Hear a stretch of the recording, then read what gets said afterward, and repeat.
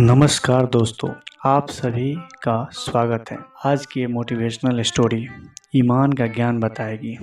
तो चलिए शुरू करते हैं। काफी समय पहले की बात है। प्रतापगढ़ नाम का एक राज्य था। वहाँ का राजा बहुत अच्छा था, मगर राजा को एक सुख नहीं, वह यह कि उसके कोई भी संतान नहीं थी और वह चाहता था कि अब वह राज के अंदर किसी योग्य बच्चे को गोद ले ताकि वह उसका उत्तराधिकारी बन सके और आगे की बागडोर को सुचारू रूप से चला सके। और इसी को देखते हुए राजा ने राज में घोषणा करवा दी कि सभी बच्चे राजमहल में एकत्रित हो जाएं। ऐसा ही हुआ। राजा ने सभी बच्चों को पौधे लगाने के लिए भिन्न भिन्न प्रकार के बीज दिए और कहा कि अब हम 6 महीने बाद मिलेंगे और देखेंगे कि किसका पौधा सबसे अच्छा होगा। महीना बीत जाने के बाद भी एक बच्चा ऐसा था जिसके गमले में वह बीज अभी तक नहीं फूटा था, लेकिन वह रोज उसकी देखभाल करता था और रोज पौधे को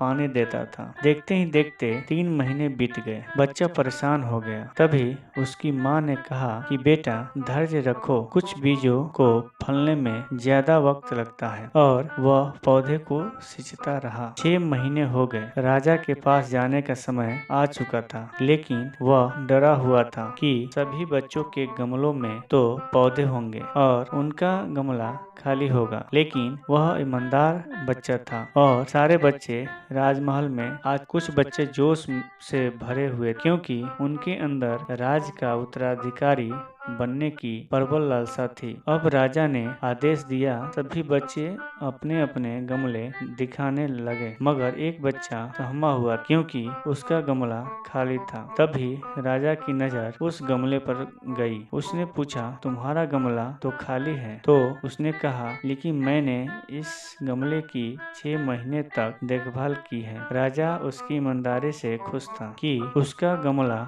खाली है, फिर भी वह हिम्मत करके यहाँ आ तो गया। सभी बच्चों के गमले देखने के बाद राजा ने उस बच्चे को सभी के सामने बुलाया। बच्चा सहम गया और राजा ने वह गमला सभी को दिखाया। सभी बच्चे जोर से हंसने लगे। राजा ने कहा, शांत हो जाइए, इतने खुश मत होइए। आप सभी के पास जो पौधे हैं वह सब बंजर हैं। आप चाहे इतनी भी मेहनत कर लें, उनसे कुछ नहीं निकलेगा, लेकिन असली बीज यही था। राजा उसकी ईमानदारी से बेहद खुश हुआ और उस बच्चे को राज्य का उत्तराधिकारी बना दिया गया। लेकिन हमें इस कहानी से क्या सीखने को मिला? मेरे हिसाब से अपने अंदर ईमानदारी का होना बहुत जरूरी है। अगर हम खुद के साथ ईमानदार हैं तो जीवन के किसी न किसी पड़ाव में सफल हो ही जाएंगे, क्योंकि हमारी औकात हमें ही पता होती है। हम खुद को पागल बनाकर खुद का ही नुकसान कर